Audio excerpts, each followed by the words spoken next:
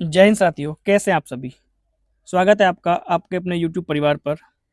मैं आपका दोस्त एक बार फिर से हाजिर हूँ एक नई वीडियो के साथ में। जैसा कि आपने थंबनेल में देख ही लिया होगा कि आज हम क्या पढ़ने वाले हैं। आज मैं आपको सुपर 30 स्पेशल क्वेश्चन करवाने वाला हूँ, जो आपके लिए बेहद ही उपयोगी होंगे। उत्तर प्रदेश होमगार्ड परीक्षा के लिए, यूपी पुलिस कांस्टेबल और यूपी दरोगा भर्ती यानी एसआई परीक्षा के लिए बेहद ही इंपॉर्टेंट और ज़बरदस्त क्वेश्चन है। इनमें आज हम पढ़ने वाले हैं भारतीय संविधान के क्वेश्चन, भारतीय इतिहास, भारतीय भूगोल, इकोनॉमिक्स, साइंस और स्टैटिक जीके। ये पार्ट मैंने आज इसमें शामिल किया है। अगर आपको किसी एक इंडिविजुअल सब्जेक्ट पर टॉपिक वाइज क्वेश्चन चाहिए तो आप मुझे कमेंट करके बता दीजिए। मैं उस टॉपिक पर आपको क्वेश्चन प्रोवाइड करा दूंगा। एक नया वीडियो लेकर आऊँगा मैं उस टॉपिक पे बड़े अच्छे से। ठीक है, तो आज हम देखते हैं इन क्वेश्चनों को जो बेहद ही इंपॉर्टेंट होने वाले हैं आपके अगले अपकमिंग एग्जाम के लिए। तो सबसे पहले जो भी मेरा भाई आज नया जुड़ा है तो आप चैनल को सब्सक्राइब कर लीजिए, ताकि आगे आने वाली वीडियो का जो नोटिफिकेशन है आप तक सबसे पहले पहुंचे और आप चीज़ों के साथ सबसे पहले रूबरू हो।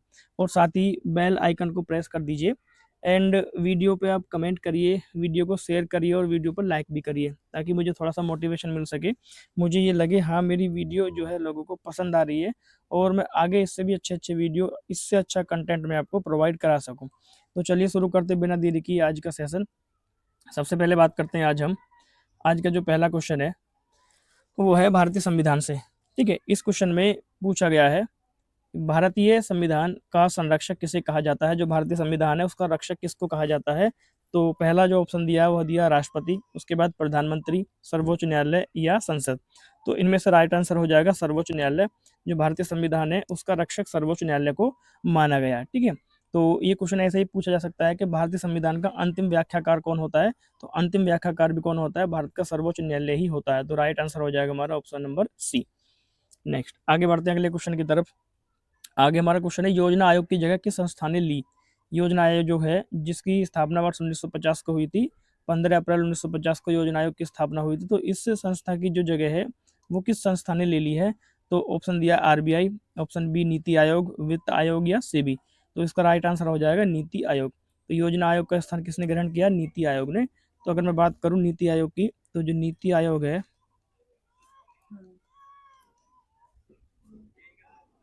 नीति आयोग की जो स्थापना हुई थी वो 1 जनवरी 2015 को नीति आयोग की स्थापना हुई थी। इसने ही योजना आयोग का जो है स्थान लिया है।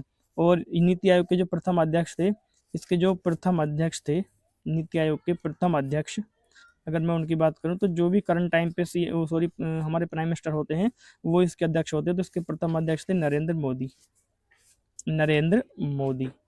और ऐसे अगर मैं बात करता हूँ योजना आयोग के प्रथम अध्यक्ष, अगर मैं बात करूँ योजना आयोग के प्रथम अध्यक्ष कौन थे। तो योजना आयोग के प्रथम अध्यक्ष थे पंडित जवाहरलाल नेहरू, पंडित जवाहरलाल नेहरू। तो इसको ध्यान रखेंगे। योजना आयोग की स्थापना हुई थी 15 मार्च 1950 को योजना आयोग की स्थापना हुई और नीति आयोग बना 1 जनवरी 2015 को। इसको ध्यान रखेंगे। नेक्स्ट आगे बात करते हैं हम अगले क्वेश्चन पे। हमारा आज का तीसरा क्वेश्चन है राष्ट्रपति का निर्वाचन कौन करता है। राष्ट्रपति का निर्वाचन कौन करता है। तो ऑप्शन दिया है केवल लोकसभा, संसद, निर्वाचन मंडल या मंत्रिपरिषद। तो इनमें से राइट आंसर हो जाएगा निर्वाचन मंडल। ठीक है, राष्ट्रपति का एक निर्वाचन मंडल होता है जिसमें जो हमारे जो भी सदस्य शामिल होते हैं वो राष्ट्रपति का निर्वाचन करते हैं। तो इसके निर्वाचन मंडल में कौन कौन शामिल होते हैं इस पर बात कर लेते हैं हम। राष्ट्रपति का जो निर्वाचन मंडल है तो इसमें शामिल होते हैं भाई राज्यसभा के निर्वाचित सदस्य, राज्यसभा के निर्वाचित सदस्य इसमें शामिल होंगे। नेक्स्ट उसके बाद अगर बात करता हूं मैं लोकसभा के निर्वाचित सदस्य, लोकसभा के निर्वाचित सदस्य, ठीक है, जो भी निर्वाचित होंगे, मनोनीत सदस्य राष्ट्रपति के निर्वाचन में भाग नहीं लेते, जो चुनकर सदस्य आते हैं वो इसमें भाग लेते हैं। अगर मैं बात करता हूँ यूटी की, जो हमारे केंद्र शासित प्रदेश हैं, उसके अलावा सबसे पहले मैं बात कर लेता हूँ अभी एक पॉइंट और। तो इसमें जो हमारी राज्य विधानसभा राज्य विधानसभाओं के निर्वाचित सदस्य, ठीक है जी, निर्वाचित सदस्य। एंड उसके बाद जो यूटी है, हमारे कुछ हमारे केंद्र शासित प्रदेश हैं। यूटी में अगर मैं बात करूं, दिल्ली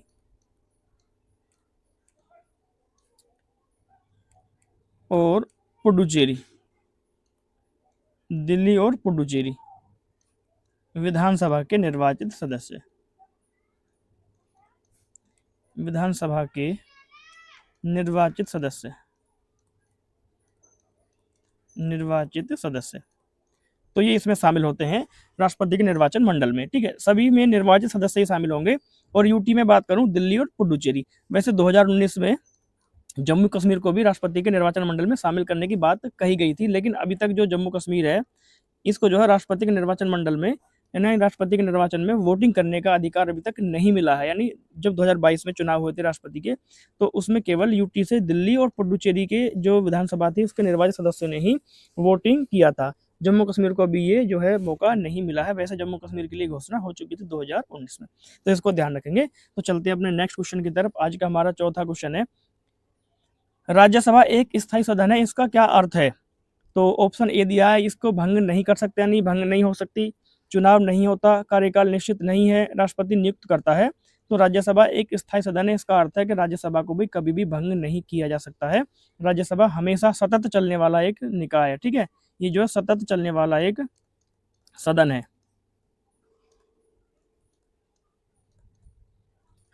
सतत चलने वाला सदन है, इसको कभी भंग नहीं किया जा सकता है। राज्यसभा के जो सदस्य होते हैं, उनका कार्यकाल 6 वर्ष का होता है, ठीक है। इसके जो सदस्य हैं, राज्यसभा के जो सदस्य हैं, कार्यकाल होता है 6 वर्ष, ठीक है जी। 6 वर्ष के लिए इसका सदस्यों का निर्वाचन किया जाता है, और प्रत्येक जो है दूसरे वर्ष इसके जो है 1/3 सदस्य जो है वो रिटायरमेंट प्राप्त कर लेते हैं, यानी वो रिटायर हो जाते हैं। तो इसका राइट आंसर हो जाएगा ऑप्शन ए, भंग नहीं हो सकती, ठीक है।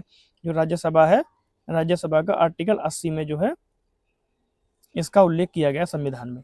तो चलते हैं नेक्स्ट क्वेश्चन की तरफ। अगला क्वेश्चन है हमारा, सिंधु घाटी सभ्यता का प्रमुख नगर कौन सा था? इनमें से सिंधु घाटी सभ्यता का प्रमुख नगर कौन सा है? ऑप्शन ए दिया, पाटलिपुत्र, हड़प्पा, उज्जैन और कन्नौज। तो इसका जो राइट आंसर है वो हो जाएगा हड़प्पा, ठीक है। इनमें से सिंधु घाटी सभ्यता का प्रमुख नगर था हड़प्पा। तो हड़प्पा की जो खोज हुई थी वर्ष 1921 में इसकी खोज हुई थी। किसने इसकी खुदाई की थी? दयाराम साहनी ने, दयाराम साहनी, दयाराम साहनी के द्वारा इसकी जो है खुदाई की गई थी हड़प्पा की वर्ष 1921 में।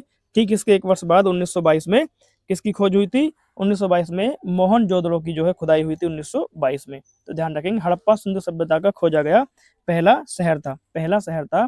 और हड़प्पा में बहुत सारे नगरों की जो है खुदाई हुई, बहुत सारे नगरों का पता चला, जिनमें से केवल 7 नगर को ही महानगर की संज्ञा दी गई, ठीक है। केवल 7 नगर को ही क्या कहा गया है? महानगर कहा गया है हड़प्पा के। वो 7 नगर कौन कौन से हैं? उन 7 नगरों में एक तो मोहनजोदाड़ो हो गया, ठीक है। उसके बाद शॉर्ट में लिख दे रहा हूँ, नाम लिख देते हैं। 7 नगरों में भाई एक तो हो गया मोहनजोदड़ो, मोहनजोदड़ो जिनको महानगर कहा गया। वैसे 1100 से अधिक जो है नगरों की खोज हो चुकी है इसमें, लेकिन महानगर की संख्या केवल 7 नगरों को। ये मोहनजोदड़ो हो गया, उसके बाद हड़प्पा हो गया, फिर धौलावीरा, धौलावीरा इसको भी महानगर की संज्ञा प्राप्त है। उसके बाद हमारा हो गया राखीगढ़ी, राखीगढ़ी। नेक्स्ट उसके बाद लोथल, लोथल, बनावली, लोथल हो गया, बनावली हो गया, एंड कालीबंगा,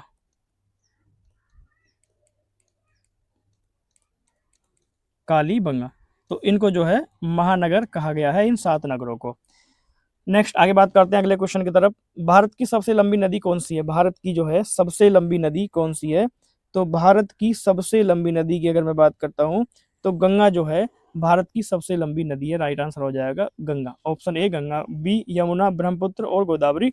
तो इनमें से जो है राइट आंसर हो जाएगा वो है गंगा नदी। अगर गंगा नदी की मैं लंबाई की बात करूं, तो गंगा नदी की लंबाई है 2525 किलोमीटर, 2525 किलोमीटर। वैसे ब्रह्मपुत्र नदी इनमें सबसे लंबी है, लेकिन इसने भारत की नदी पूछी है, तो भारत में जो सबसे लंबी दूरी तक बहती है वो गंगा नदी ही बहती है, ठीक है। तो इसका राइट आंसर हो जाएगा गंगा। अगर मैं यमुना नदी की बात करूं, तो यमुना नदी की जो लंबाई है वो 1376 किलोमीटर। यमुना नदी की जो लेंथ है वो 1376 किलोमीटर है, ठीक है। वहीं अगर मैं ब्रह्मपुत्र नदी की बात करता हूँ, तो ब्रह्मपुत्र नदी की जो लंबाई है वो लगभग 2900 किलोमीटर है, ठीक है। ब्रह्मपुत्र नदी की जो लंबाई है वो लगभग 2900 किलोमीटर है। एंड अगर मैं बात करता हूँ गोदावरी नदी की, तो गोदावरी नदी की जो लंबाई है वो 1465 किलोमीटर है। ठीक है, 1465 किलोमीटर है। तो ये हमारा राइट आंसर हो जाएगा गंगा। और गोदावरी को दक्षिण भारत की गंगा भी इसको कहा जाता है, ये ध्यान रखना इस क्वेश्चन को। ये दिल्ली पुलिस कांस्टेबल में अभी क्वेश्चन पूछा गया था गोदावरी से, दक्षिण भारत की गंगा, गोदावरी नदी को कहा जाता है दक्षिण भारत की गंगा। ठीक है, ये दक्षिण भारत की सबसे लंबी नदी है। ठीक है, दक्षिण भारत की, अगर मैं दूसरे पॉइंट की बात करूं तो ये हो सकता है दक्षिण भारत की सबसे लंबी नदी कौन सी है पूछ लेगा, तो वो गोदावरी है। दक्षिण भारत की सबसे लंबी नदी, सबसे लंबी नदी कौन सी है, गोदावरी। तो चलिए चलते हैं अपने नेक्स्ट क्वेश्चन की तरफ।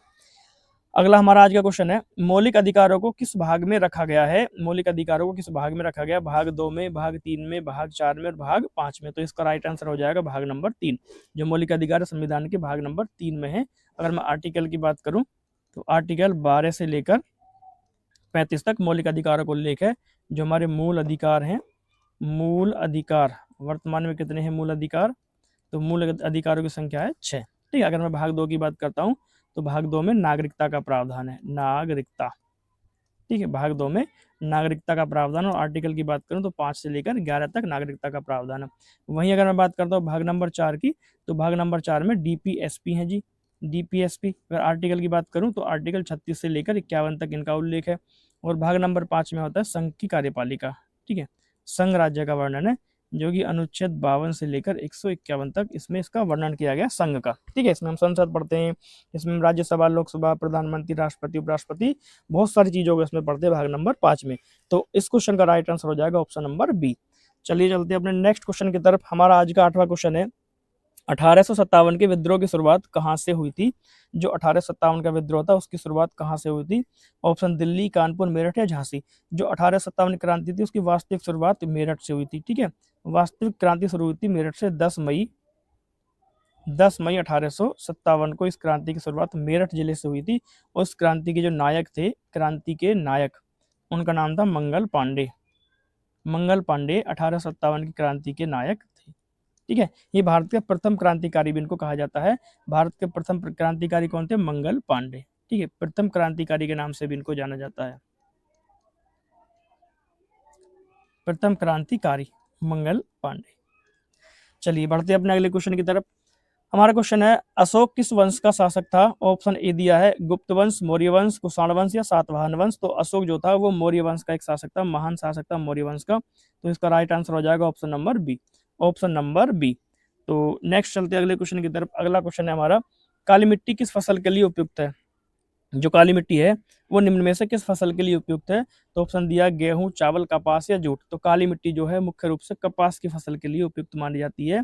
इस मिट्टी को काली कपासी मिट्टी भी कहा जाता है। ठीक है, क्या कहा जाता है इस मिट्टी को, काली कपासी मिट्टी, काली कपासी मिट्टी भी इसको कहते हैं।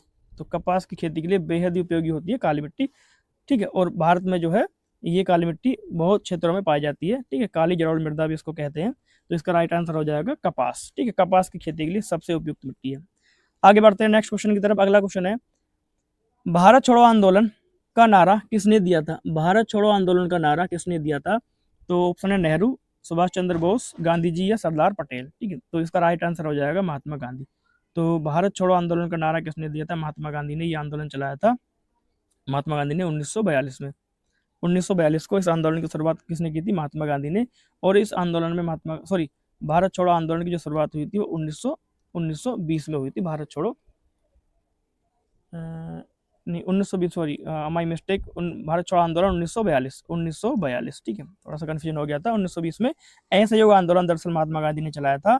और भारत छोड़ो आंदोलन महात्मा गांधी ने 1942 में चलाया था। ठीक है, ये महात्मा गांधी का अंतिम जो था एक आंदोलन माना जाता है, जो सबसे बड़ा आंदोलन था 1942 में महात्मा गांधी के द्वारा चलाया गया भारत छोड़ो आंदोलन। ठीक है, और इसी में इन्होंने, महात्मा गांधी ने करो या मरो का नारा भी दिया था। नारा कौन सा दिया था इस आंदोलन में, करो या मरो,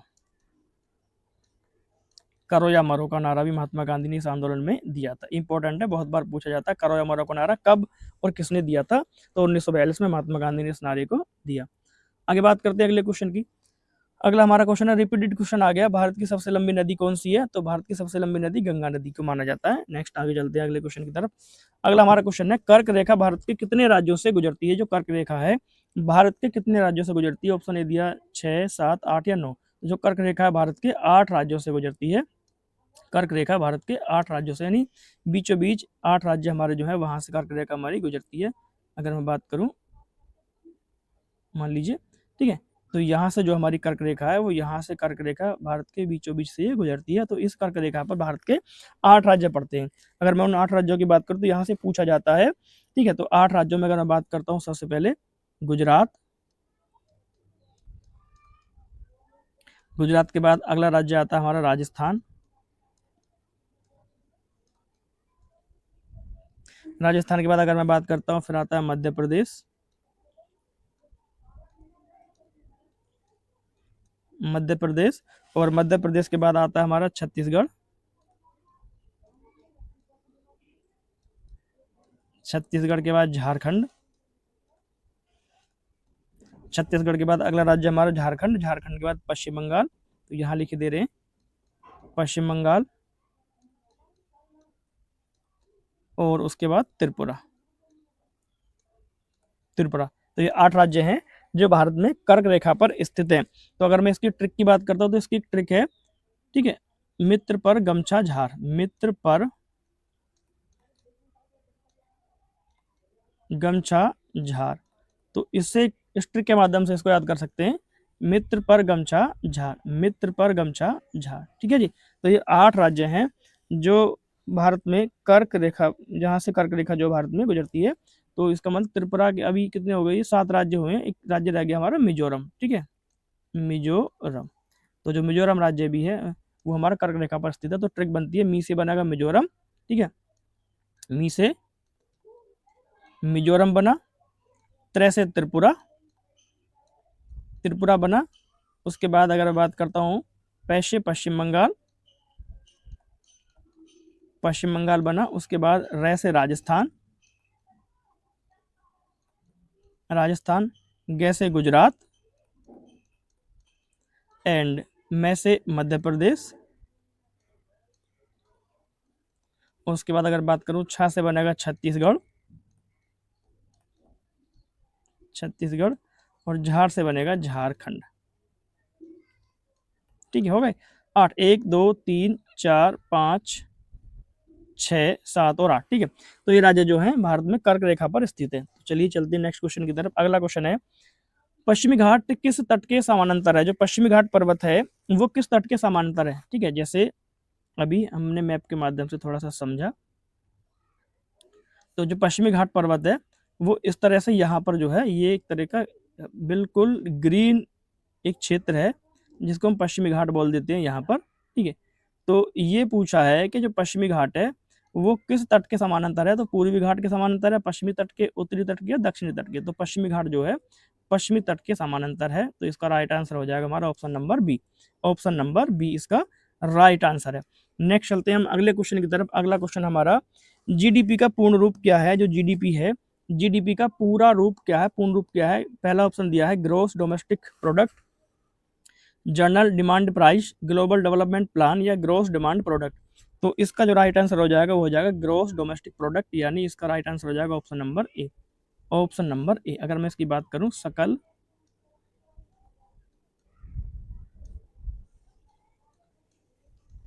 घरेलू उत्पाद, सकल घरेलू उत्पाद जो है इसको हिंदी में बोलते हैं। तो जीडीपी का ये पूर्ण रूप है सकल घरेलू उत्पाद। अगर मैं बात करता हूँ भारत में जीडीपी की गणना सबसे पहले किसने की थी? ठीक है, अगर यहाँ बात करते हैं सबसे पहले जीडीपी गणना, तो भारत में सबसे पहले जीडीपी की गणना की बात करता हूं तो ये करी थी 1867-68 में। किसने करी थी? दादा भाई नौरोजी ने। तो यहाँ नाम नीचे लिखे थे, दादा भाई नौरोजी, दादा भाई नौरोजी ने वर्ष 1867-68 में पहली बार जो है जीडीपी की जो गणना करी थी। तो उस समय जो प्रति व्यक्ति आय आई थी वो 20 रुपये आई थी, ठीक है, प्रति व्यक्ति आय उस समय 20 रुपये थी जब इन्होंने 1867-68 में जो थी भारत में जीडीपी की गणना की थी। तो इसको ध्यान रखेंगे, भारत में सबसे पहले जीडीपी की गणना कब हुई? वर्ष 1867-68 में। किसने की थी? दादा भाई नौरोजी ने। नेक्स्ट चलते हैं अगले क्वेश्चन की तरफ। अगला हमारा क्वेश्चन है मानसून का संबंध किससे है? जो मानसून एक शब्द है, इसका संबंध किससे है? तो मानसून शब्द का जो संबंध है उसका हमारा ऑप्शन सही हो जाएगा पवने। ठीक है, मानसून शब्द का जो संबंध है वो पवनों से है। ठीक है, समुद्री धाराएं नहीं होगा, भूकंप नहीं होगा, ज्वालामुखी नहीं होगा। ठीक है, तो मानसून शब्द किससे संबंधित है? पवनों से। इसको ध्यान रखेंगे, मानसून शब्द का संबंध किससे है? पवन से। नेक्स्ट आगे बात करते हैं हम। अगला क्वेश्चन है योजना आयोग की जगह किस संस्था ने ली थी? रिपीटेड क्वेश्चन फिर से आ गया। तो योजना आयोग की जो थी जगह, वो टाइपिंग मिस्टेक हो गया, डबल बार रिपीट हो गए 2-3 क्वेश्चन। तो इसका राइट आंसर हो जाएगा नीति आयोग। इसके बारे में हमने पीछे डिस्कस कर लिया है। तो आगे चलते हैं अपने नेक्स्ट क्वेश्चन की तरफ, क्योंकि मैं चाहता हूँ कम से कम समय में आपको ज़्यादा से ज़्यादा चीज़ें मिल जाएं, तो इसलिए हम जल्दी जल्दी थोड़ी सी चीज़ों को डिस्क्राइब कर रहे हैं। ठीक है, अगर आपको कोई चीज़ समझ में ना आए तो एक बार आप वीडियो को पीछे रिवाइंड करके उसको देख सकते हैं, समझ सकते हैं। आगे दिया अगला क्वेश्चन है हृदय में कितने कक्ष होते हैं? जो मानव हृदय है उसमें जो है कितने कक्ष होते हैं? कितने जो है हृदय में जो है चैम्बर्स होते हैं? तो इसका राइट आंसर हो जाएगा 4। ऑप्शन नंबर सी जो है इसका राइट आंसर हो जाएगा। ठीक है, तो हृदय में जो 4 कक्ष होते हैं, 2 कक्ष ऊपरी होते हैं। ठीक है, 2 होते हैं ऊपरी कक्ष, 2 होते हैं ऊपरी कक्ष। ठीक है जी, ऊपरी कक्ष 2 होते हैं, जिनको हम क्या बोलते हैं? दाया और बाया। ठीक है, इनको अलिंद बोलते हैं। ठीक है, इनको क्या बोलते हैं? अलिंद। अलिंद। ठीक है, दाया और बाया, दाया अलिंद और बाया अलिंद इनको बोला जाता है। जो नीचे कक्ष होते हैं, ठीक है, 2 जो होते हैं वो नीचे, इनको बोलते हैं निलय। निलय बोला जाता है, अलिंद और निलय। तो इनको भी दाया और बाया नाम से जाना जाता है, दाया निलय और बाया निलय। तो मानव हृदय में कितने कक्ष हो गए? 4 कक्ष होते हैं। ठीक है, 4 कक्ष होते हैं। ये रक्त को शरीर और फेफड़ों के बीच में पंप करने का जो है कार्य करते हैं। तो इस चीज को ध्यान रखेंगे। ठीक है, आगे बात करते हैं हम नेक्स्ट क्वेश्चन की। अगला हमारा क्वेश्चन है मुद्रास्फीति का अर्थ क्या है? मुद्रास्फीति का मतलब क्या है? पहला ऑप्शन दिया कीमतों में कमी, कीमतों में वृद्धि, आय में वृद्धि या उत्पादन में कमी। जो मुद्रास्फीति है उसका अर्थ होता है कीमतों में वृद्धि। ठीक है, कीमतों में वृद्धि मुद्रास्फीति का सही अर्थ है। मुद्रास्फीति का मतलब होता है महंगाई। मुद्रास्फीति की अगर मैं बात करूं तो महंगाई से है, महंगाई से। तो कीमतों में वृद्धि कब होगी? जो रुपए की क्रय करने की शक्ति घट जाती है, रुपए की खरीद करने की शक्ति जब घट जाती है तो मुद्रा में जो कीमतों में जो है वृद्धि हो जाती है। ठीक है, तो ये मुद्रास्फीति का सही अर्थ है, कीमतों में वृद्धि होना। ठीक है, जब मुद्रा की क्रिया करने की, खरीदने की शक्ति घट जाए तो वहाँ क्या होता है? मुद्रास्फीति। जैसे हम बोलते हैं ना बहुत महंगाई हो गई है, पहले हमारे जमाने में 1 रुपए में 12 टॉफियाँ आती थी और अब 1 रुपए में 4 टॉफी आती है। तो इसका मतलब है जो 1 रुपए की पहले वैल्यू थी वो अब घटकर कम हो गई। पहले 1 रुपए में 12 टॉफियाँ आती थी, अब 4 ही आती है। तो यानी रुपए की जो क्रिया करने की शक्ति है वो कम हो गई है। ठीक है, तो इसको ध्यान रखेंगे। तो मुद्रास्फीति का अर्थ है कीमतों में वृद्धि होना। नेक्स्ट चलते हैं अब अगले क्वेश्चन की तरफ। अगला हमारा क्वेश्चन है प्रकाश संश्लेषण किस अंग में होता है? जो हरे पौधों में प्रकाश संश्लेषण होता है वो उनके किस अंग में होता है?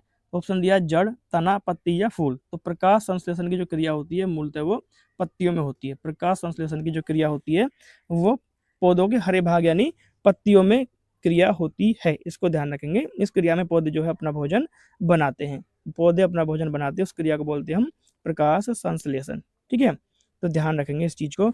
नेक्स्ट आगे बात करते हैं अगले क्वेश्चन की तरफ। अगला क्वेश्चन हमारा है अशोक स्तंभ का प्रतीक कितने सिंहों का है? यानी अशोक स्तंभ में कितने शेर हैं, कितने सींग हैं? ऑप्शन दिया 2, 3, 4 या 5। तो अशोक स्तंभ में कितने शेर हैं? 4 शेर हैं। अशोक स्तंभ में 4 शेर होते हैं। और ये कहाँ से लिया गया है? ये जो भारत का जो है, जो अशोक स्तंभ है, जो भारत का प्रतीक चिन्ह है, इसको कहा जाता है। तो ये कहाँ से लिया गया है? अशोक के सारनाथ अभिलेख से लिया गया है। ठीक है, सारनाथ अभिलेख से इसको उठाया गया है प्रतीक चिन्ह को। तो इसमें कितने शेर हैं? 4 शेर इसमें होते हैं। ठीक, चारों दिशाओं में मुंह करके 4 शेर खड़े होते हैं। तो इसको भारत का राष्ट्रीय प्रतीक माना गया है। आगे बात करते हैं हम अगले क्वेश्चन की। अगला हमारा क्वेश्चन है भारत का केंद्रीय बैंक कौन सा है? जो भारत का केंद्रीय बैंक कौन सा है? तो इस बारे में आपको सभी को पता होगा भारत का केंद्रीय बैंक कौन सा है, जिसको सेंट्रल बैंक बोलते हैं। तो पहला ऑप्शन दिया हमारा SBI, RBI, नाबार्ड या सेबी। तो भारत का जो केंद्रीय बैंक है वो भारतीय रिजर्व बैंक को बोला जाता है, जिसको बोलते हैं हम आरबीआई। ठीक है, आरबीआई यानी भारत का reserve bank, reserve bank of India, इसको भारत का केंद्रीय बैंक बोलते हैं। अगर मैं बात करूँ, इसकी स्थापना हुई थी 1 अप्रैल को, 1 अप्रैल 1935 को इसकी स्थापना हुई थी केंद्रीय बैंक की। अगर मैं एसबीआई की बात करूं तो एसबीआई जो है, एसबीआई की स्थापना कब हुई थी? एसबीआई की स्थापना हुई थी 1 जुलाई को, 1 जुलाई 1955 को जो है एसबीआई की स्थापना हुई थी। अगर नाबार्ड की बात करूं, ये कृषि वित्त बैंक है, इसकी स्थापना हुई थी 12 जुलाई को,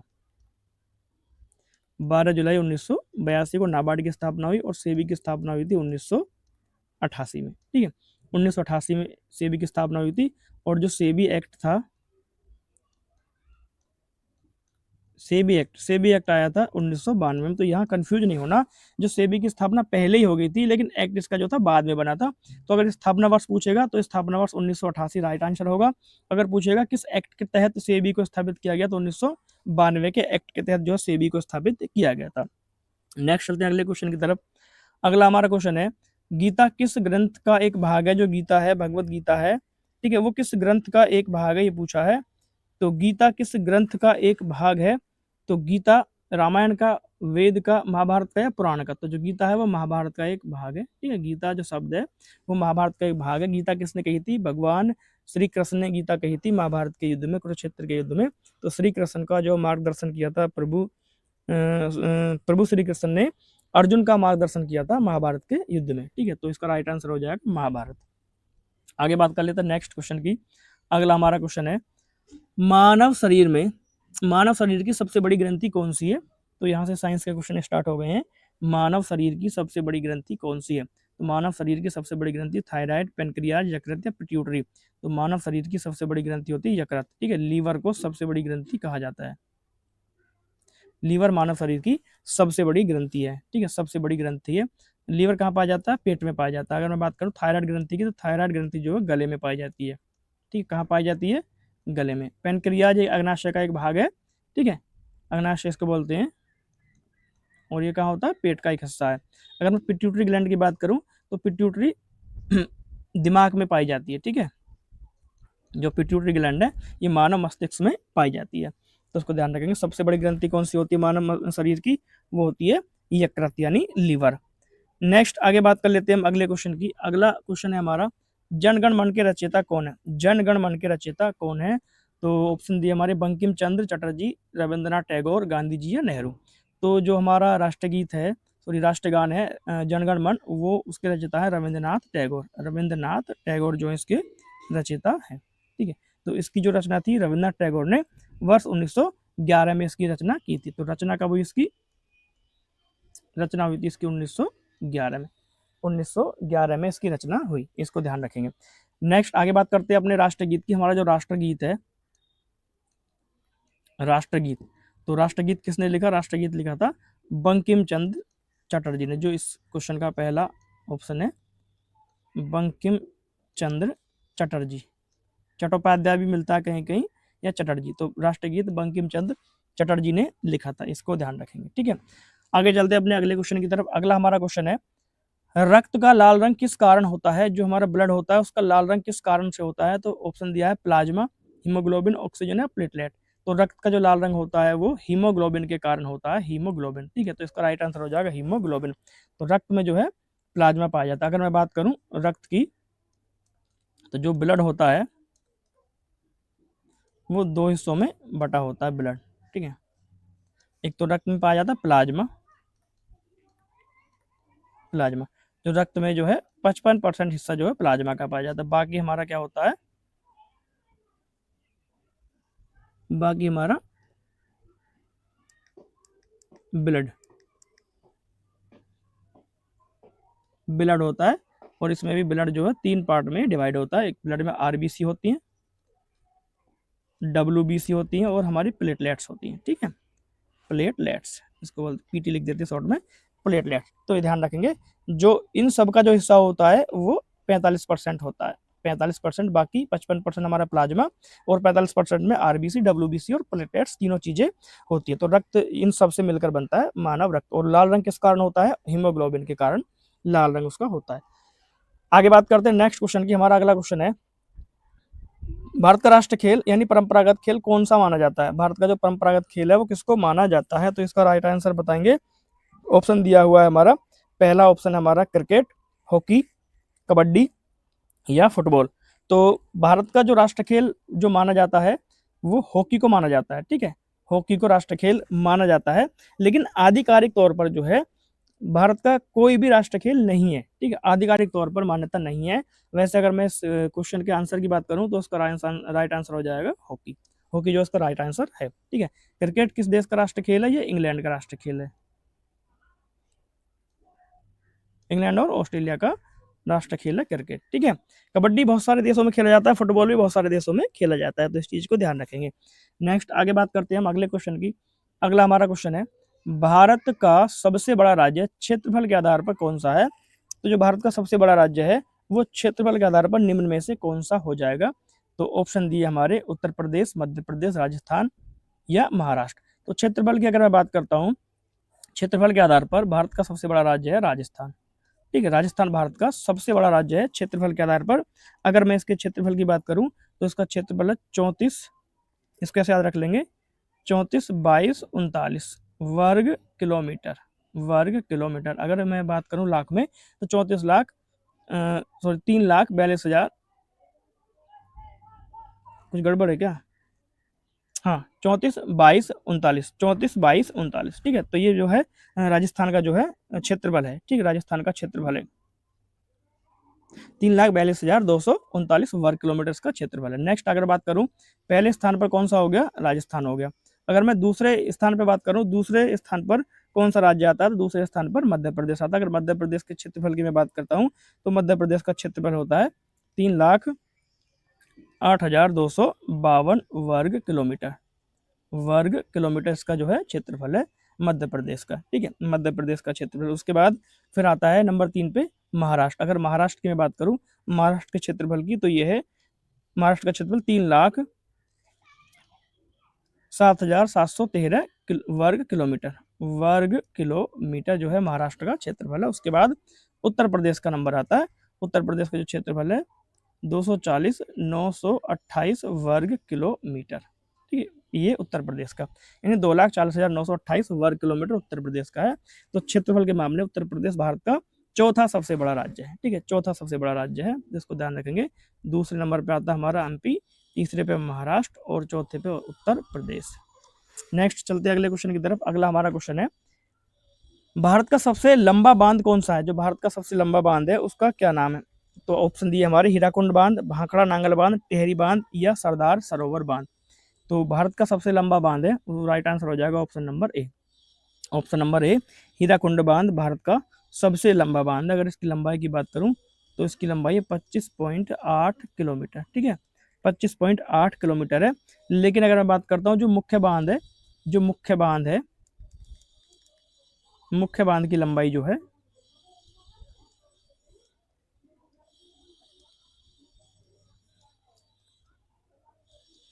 मुख्य बांध की लंबाई वो है हमारी 4.8 किलोमीटर। मुख्य बांध की लंबाई 4.8 किलोमीटर है। और ये तट जो इसके बंद होते हैं, जो जहाँ भी ये पक्का है, कुछ मिट्टी का भी बना हुआ बांध है, तो टोटल मिला के जो है उसकी लंबाई बनती है 25.8 किलोमीटर। लेकिन मुख्य बांध की लंबाई 4.8 किलोमीटर है, तो इस चीज़ को ध्यान रखेंगे। नेक्स्ट चलते हैं अपने आज के अंतिम क्वेश्चन की तरफ। और हमारा आज का अंतिम क्वेश्चन है, भारत का सबसे छोटा राज्य क्षेत्रफल के अनुसार कौन सा है?